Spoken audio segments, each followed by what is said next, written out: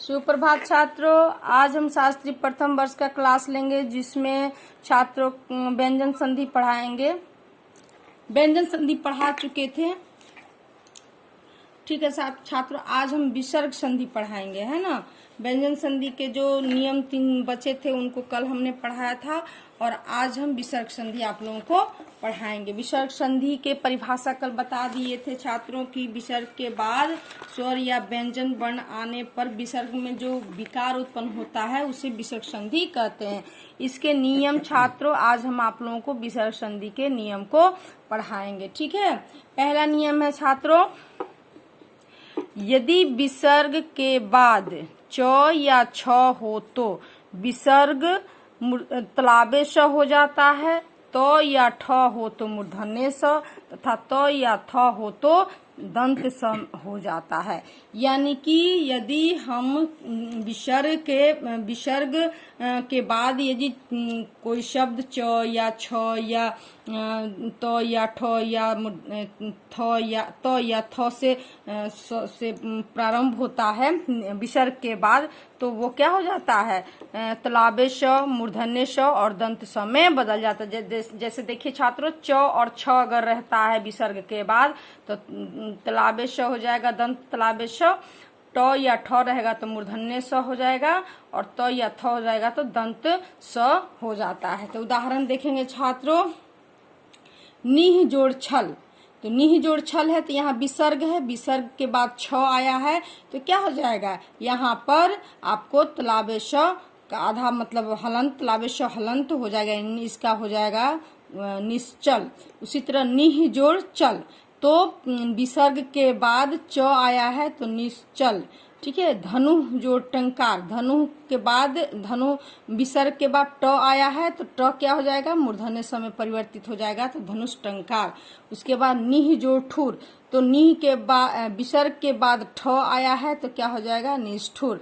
निह जोड़ तार, विसर्ग के बाद तो आया है तो ये क्या हो जाएगा, तो किस विसर्ग बाद तो आया है तो ये क्या हो जाएगा, तो किस में परिवर्तित हो जाएगा, विसर्ग दंत स में, तो ये हो जाएगा निस्तार। तो यही विसर्ग संधि का पहला जो नियम है उसमें यही कहता है कि यदि विसर्ग के बाद च छ आए तो तलाबे स, ट ठ आए तो मूर्धन्य स और त थ आए तो दंत स छात्रों हो जाता है।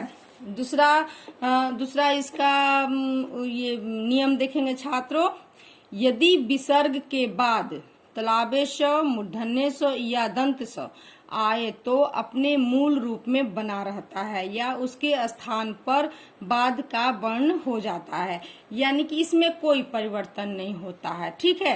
यानी अगर विसर्ग है तो विसर्ग के बाद कोई भी शब्द मतलब वर्ण आए जैसे तलाबे स, मूर्धन्य स, दंत स, तो वो अपने मूल रूप में जैसे था वैसे ही रहेगा, उसमें कोई परिवर्तन नहीं होगा। जैसे उदाहरण देखिए छात्रों, दुह जोड़ शासन, ठीक है।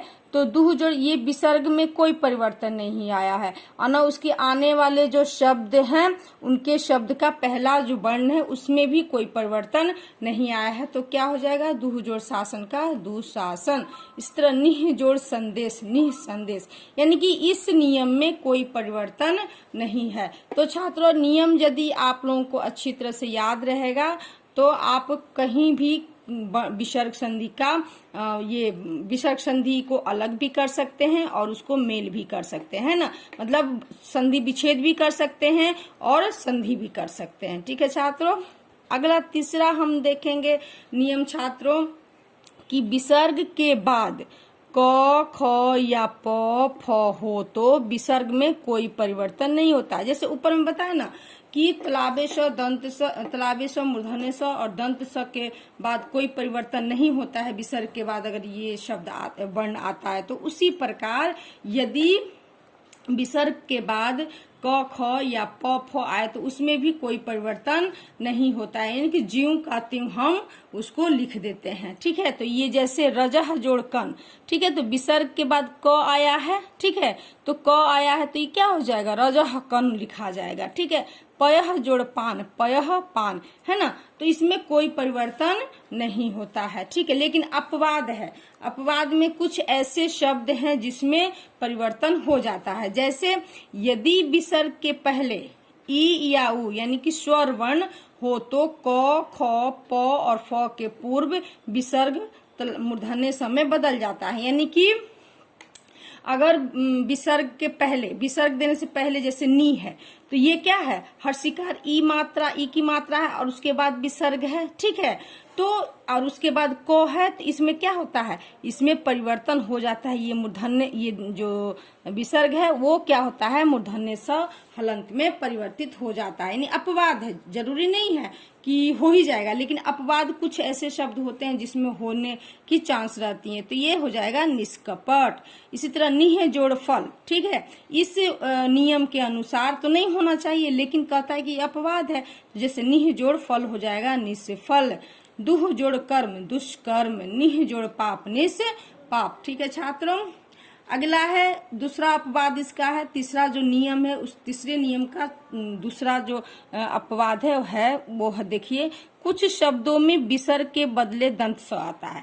यानी कि कुछ विसर्ग, कोई भी वर्ण के आगे जो हम विसर्ग देते हैं उस विसर्ग के बदले क्या हो जाएगा, वो दंत स में परिवर्तित हो जाता है, यानी उसके बदले दंत स बन जाता है विसर्ग के बदले। जैसे नमः जोड़कार, ठीक है, तो ये जो वर्ण व्यंजन वर्ण है, व्यंजन वर्ण के बाद जो विसर्ग आया है और विसर्ग के बाद जैसे क, कोई भी शब्द, कुछ भी शब्द है तो इसके आगे तो ये जो विसर्ग है वो क्या हो जाएगा छात्रों, दंत स में बदल जाता है, यानी दंत स हलंत में बदल जाता है। तो नमः जोड़ कार नमस्कार, पुरह जोड़ कार पुरस्कार, भास जोड़ कर भास्कर, भास जोड़ पति भास पति छात्रों, ठीक है। तो यहाँ तक हम 3 विसर्ग संधि के छात्र 3 नियम पढ़े हैं और इसके आगे कल हम नियम को पढ़ेंगे या इसके अगले क्लास में पढ़ेंगे छात्रों। आप लोग रिवीजन करते रहिएगा। धन्यवाद।